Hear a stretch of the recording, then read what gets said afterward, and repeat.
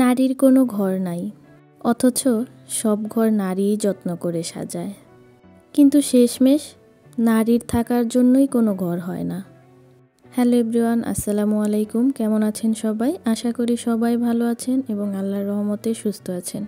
সবাইকে ওয়েলকাম জানাচ্ছি আমার চ্যানেলে নতুন আরেকটি ভিডিও দেখার জন্য। বিয়ের আগে বাবার বাড়ি, বিয়ের পর শ্বশুর বাড়ি, কিন্তু একটা নারীর নিজের বলতে কখনো কোনো বাড়িই হয় না। বিয়ের সময় এত কারি কারি টাকা পয়সা, গয়নাগাটি, দামি দামি ফার্নিচার, এই সব কিছু একটা মেয়েকে না দিয়ে বাবা মার উচিত মেয়ের জন্য একটা সুন্দর বাড়ি তৈরি করে দেওয়া। যেই বাড়িতে থাকতে গেলে তাকে কারো কাছ থেকে কোনো অনুমতি নিতে হবে না। দিন শেষে চিন্তা করতে হবে না আমি কোথায় ঘুম আসবো। কেউ বলারও সাহস পাবে না এটা তোমার বাড়ি নয়।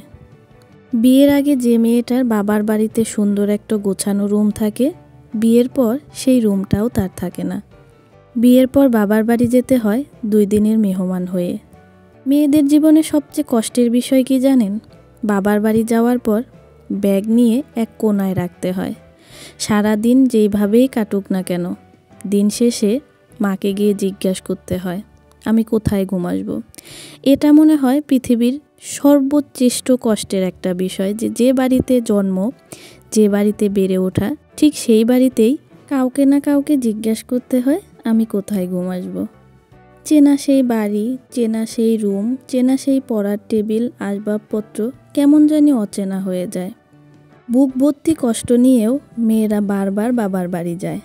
তবে আল্লাহ তাআলা যদি কখনো আমাকে কোনো মেয়ে সন্তান দান করেন, আমি চেষ্টা করব ওর রুমটা ওর জন্যই রাখার জন্য, যাতে দিন শেষে এসে আমাকে জিজ্ঞেস না করতে হয় যে আমি কোথায় ঘুম আসবো।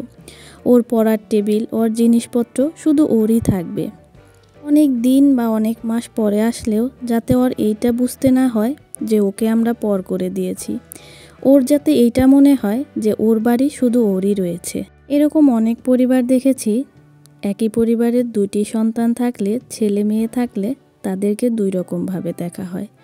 ছেলের বেলায় সব কিছুই থাকে অন্যরকম, আর মেয়ের বেলায় পুরাই উল্টা। মেয়েকে বিয়ে দেওয়ার পর তাকে কেন জানি পর করে দেওয়া হয়। সব কিছুর গুরুত্ব ছেলের বেলায় থাকে। ছেলে মেয়ে তো উভয়ই বাবা মার সন্তান, তারপরেও কিছু কিছু বাবা মা দুইজনকে 2 চোখে দেখে। আজকের ভিডিওটা আপনাদের কাছে কেমন লাগলো তা অবশ্যই কমেন্টে জানাবেন। আল্লাহ হাফেজ।